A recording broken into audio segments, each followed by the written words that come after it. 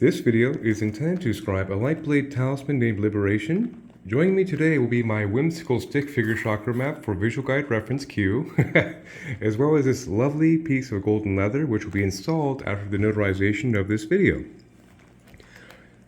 So I'll be discussing the primary blade band lightblade scaffolding first things first as a preface, as a concept to of course be the primary guidance of the energy in a closed-loop reactive circuit, which vaguely resembles a figure 8 for perpetual recirculated energetic momentum. So the blade band scaffolding, seen like so, of course, is the external governance of the excess energy of this entire closed-loop circuit being recirculated through the entire process of the, like I mentioned, the loose rendition of what looks to be like a figure 8. I will go ahead and discuss the transmutation ratio as a great preface and foundation of the construct, starting off with hematite and smoky quartz in ignition sequence like so, starting off with hematite, smoky quartz, hematite, and so on, perpetually ignited like so in this particular quadrant of the blade band scaffolding. Hematite is a very fantastic iron-based grounder of all excess energy. It firmly pulls stray radio energies through the root chakra into the earth stars, into the earth meridian matrix for reprocessing. In tandem with smoky quartz being a subcapacitation agent to perform much of the energetic stimulation function, very compatible with hematite, but of course the smoky quartz would take all the excess energy as well and grind it through the root chakra into the earth stars, into the earth meridian matrix for reprocessing.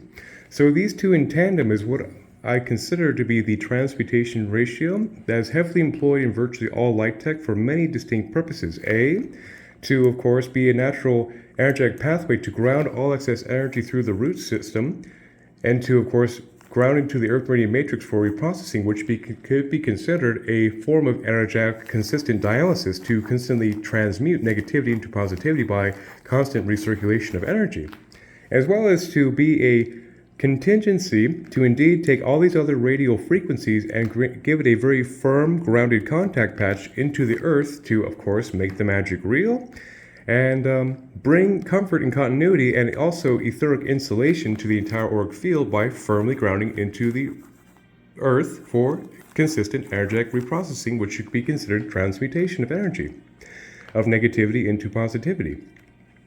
So of course, the reason I mentioned that first is to be a lovely foundation preface for the rest of this exotic frequency blade band seen like so, to be a very nice foundational function that is just part of the natural energetic subroutine of the energy recirculating through these closed loop ignition sequence points.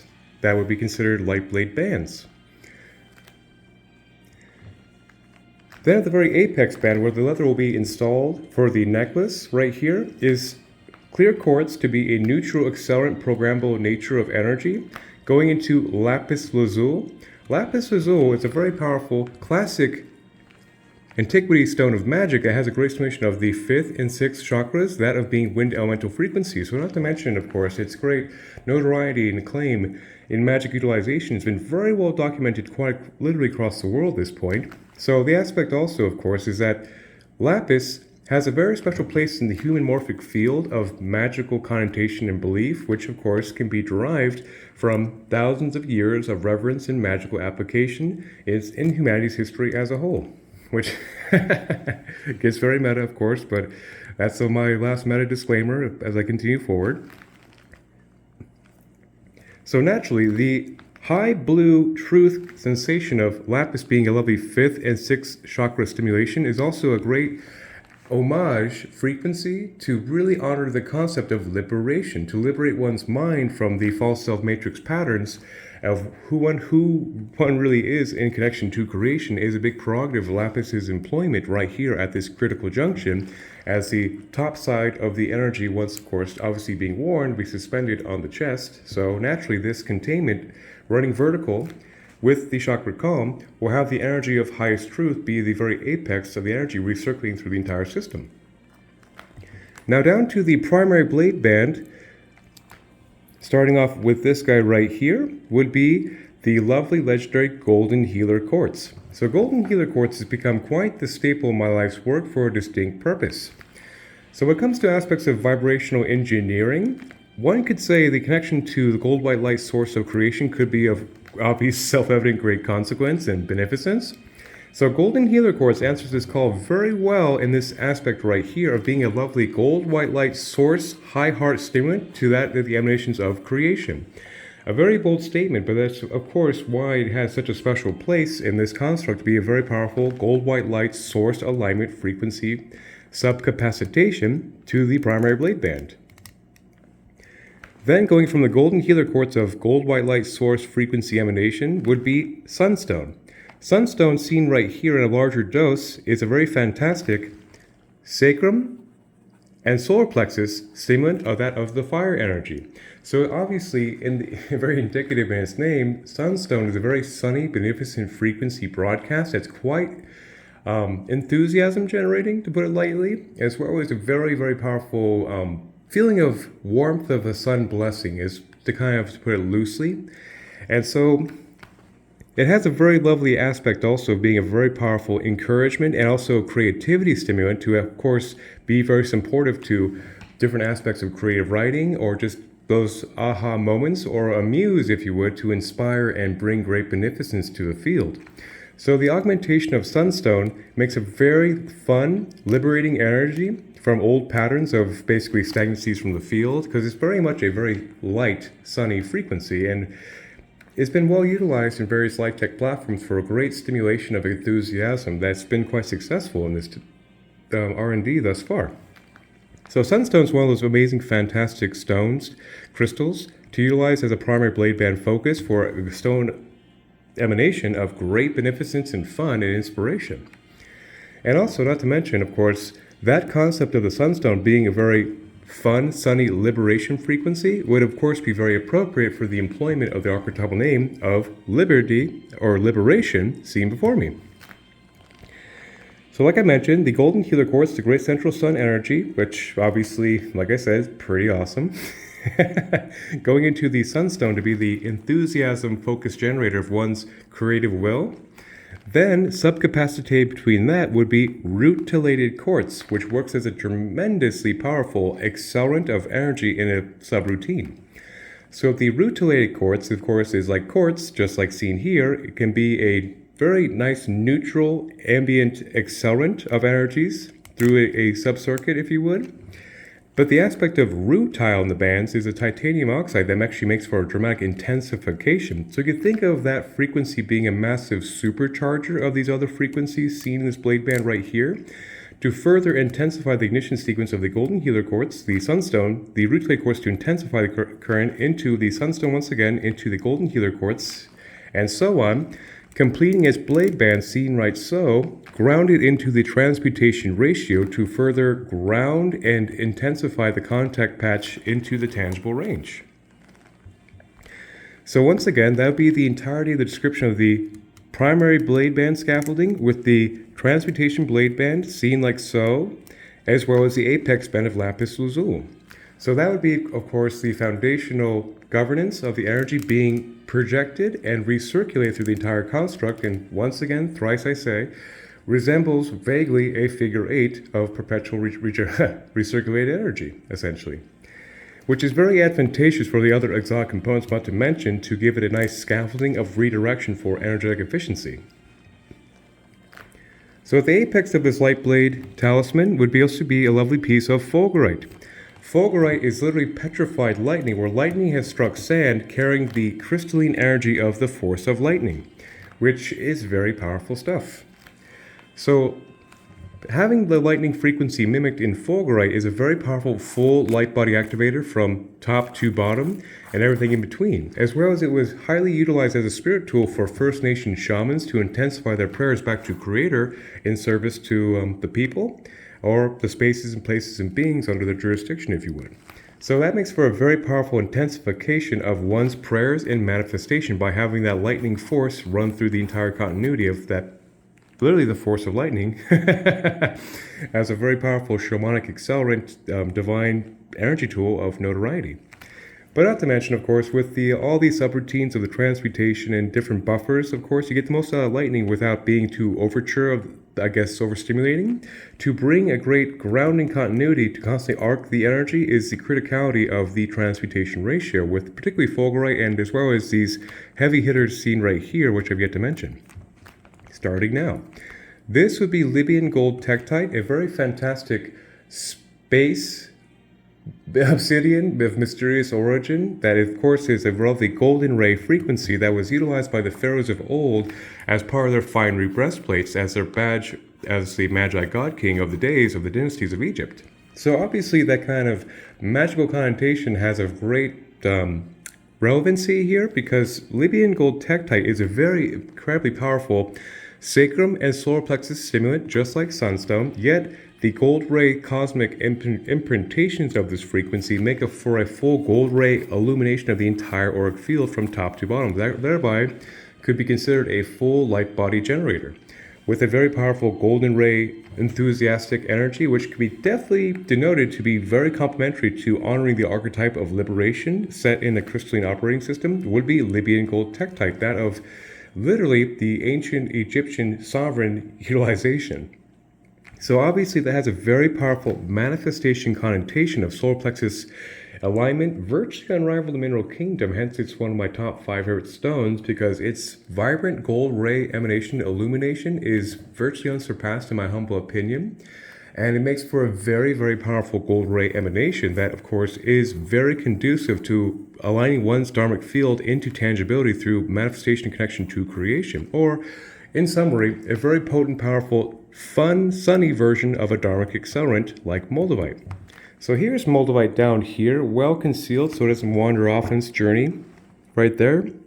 Moldavite is a quite legendary stone this day and age too, being a quintessential green ray dharmic accelerant, virtually unsurpassed in the mineral kingdom in my humble opinion once again, and is quite in vogue these days, even has become quite notarized and famous on social media platforms such as TikTok, where people talk about this crystal being so intense it ruined their life, because indeed, moldavite is quite famous for being such a powerful cosmic swift kick in the pants to align one's dharmic alignment in the physical realm to their highest configurations so quickly that it virtually takes no prisoners in this massive dharmic acceleration that could be considered a timeline whiplash with many growing pains. But thank goodness the small moderation of moldavite seen right here through a very reactive operating system, particularly once again the transmutation ratio, mitigates that timeline whiplash by firmly grounding and purifying and transmuting the negativity of the stirred up energy to ground it to earth for constant reprocessing to, God willing, mitigate the growing pains.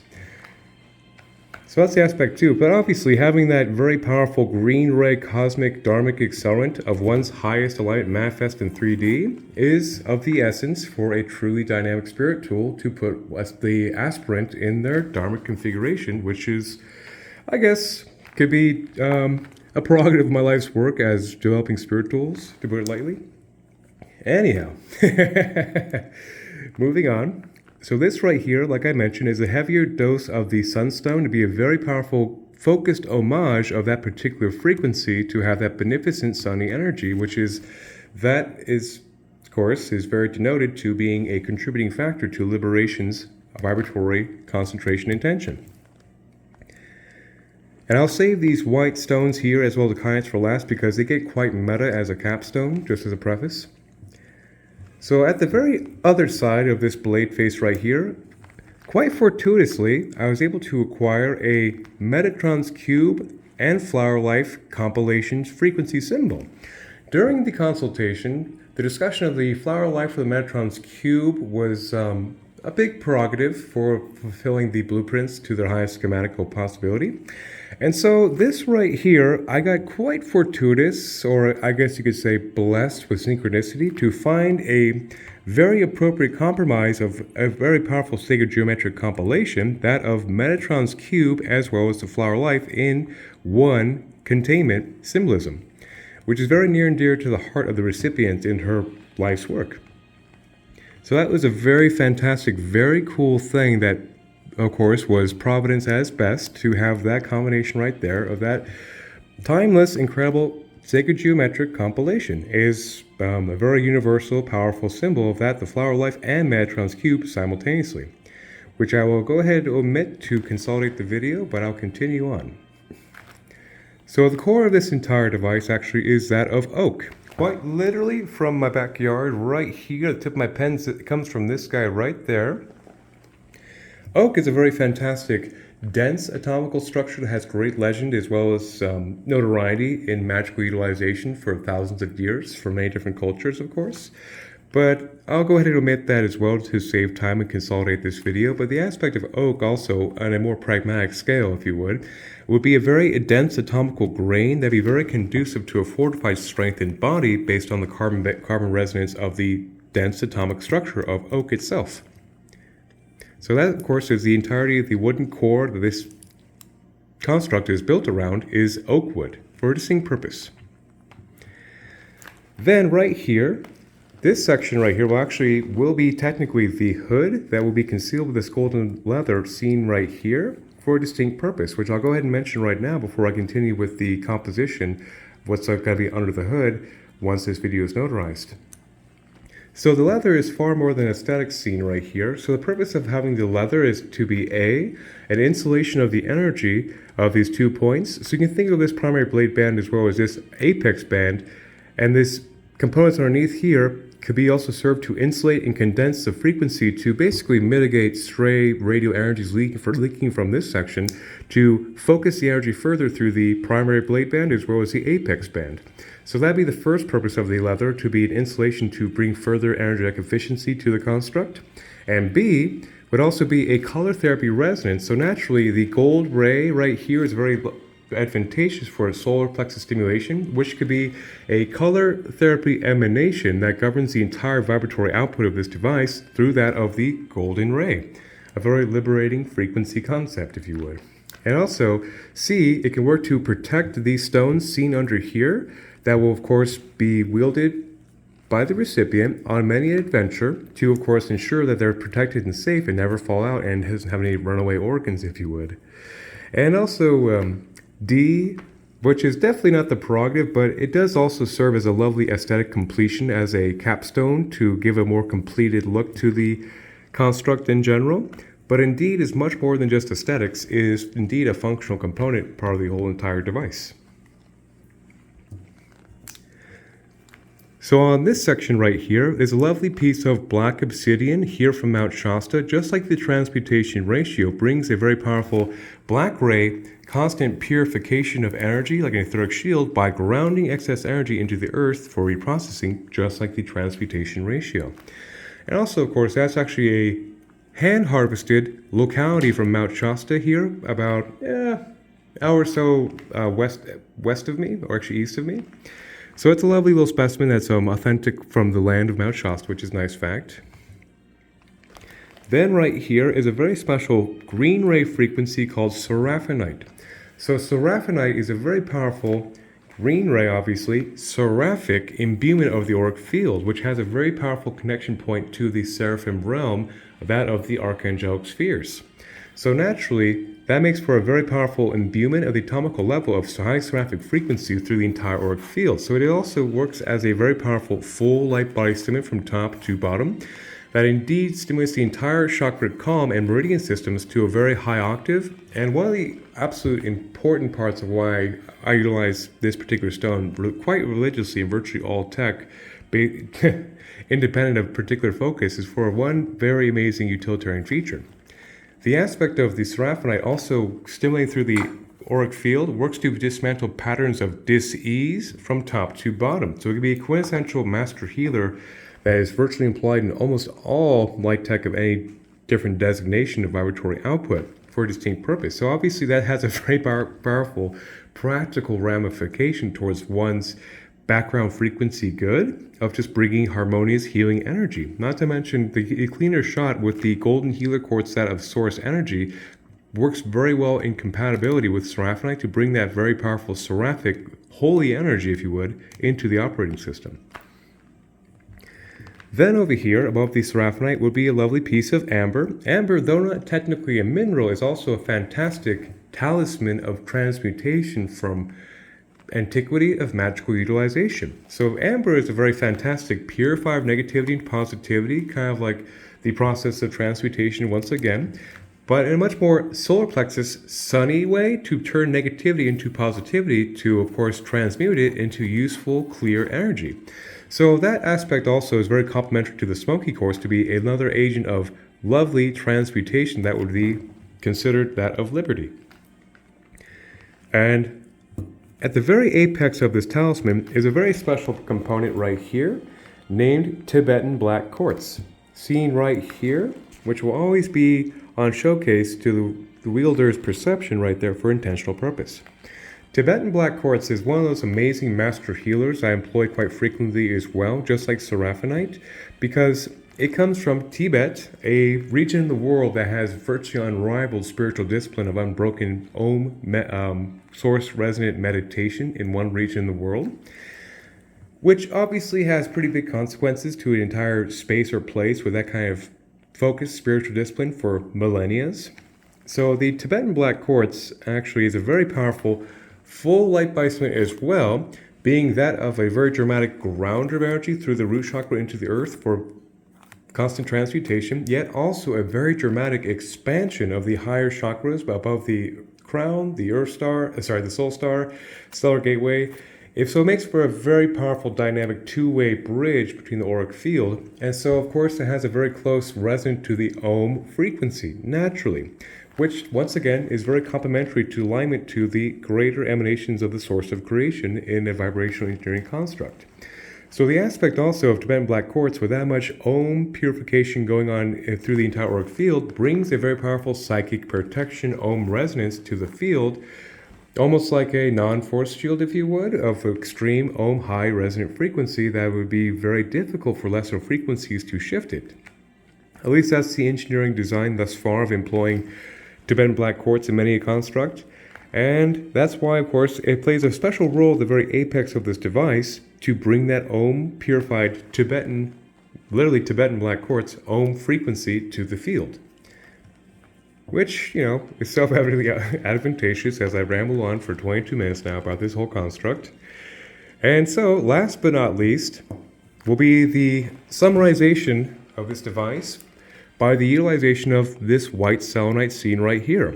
So selenite is another one of those master healer crystals I use in virtually all light tech endeavors for a distinct purpose as well. Selenite is a lovely white ray stone that makes for a fantastic clearing of the 6th, 7th, 8th, and all the non-physical chakras back to one's Godhead, which is already pretty advantageous. So when you take that context as well, by having that high frequency connection induction also works for a great way to burn off stagnant lower frequency energies that would manifest as a dis-ease through the entire auric field in general. So, of course, that makes for another master healing frequency generator of purification. By itself, that's quite remarkable to put in a dissertation. But the aspect of where it really shines in any given light blade construct is taking this entire frequency pitch with the selenite. Selenite can take this entire frequency pitch thus far. It can purify all these crystals in a closed-loop reactive circuit. It can amplify all of them together as well. And most importantly, perhaps, would be also the harmonization of all these frequencies. So when you take the aspect of this entire composition before the selenite's mentioned, you have the circuitry of purification, amplification, and harmonization. I consider that the triumphant trifecta of a truly effective spirit tool. So that's why I say that for last as a pretty big capstone to give true honor to this entirety of the selenite playing such a critical role in a functional spirit tool, as far as I'm concerned. Then on both sides right here will be black and blue kyanite. So kyanites in general are the most rapid transfers of energy in the mineral kingdom, and also they transfer so quickly that they literally do not maintain stagnant energy, so they cannot be slowed down. Very cool fact. So the black kyanite makes for a very rapid bridging of excess energy through the root chakra into the earth stars, into their free processing at a very quick rate.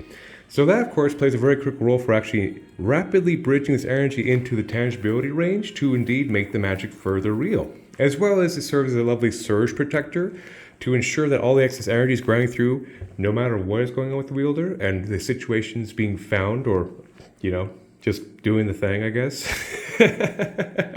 But it's indeed, of course, to ground all this energy into the earth for constant reprocessing is a lovely foundational contingency as well to be a surge protector to ensure the frequency contact patch of Mother Earth is being established as quick as possible, as well as take all this excess band of this liberation frequency and ground it very rapidly also for tangible results, which looks like real magic.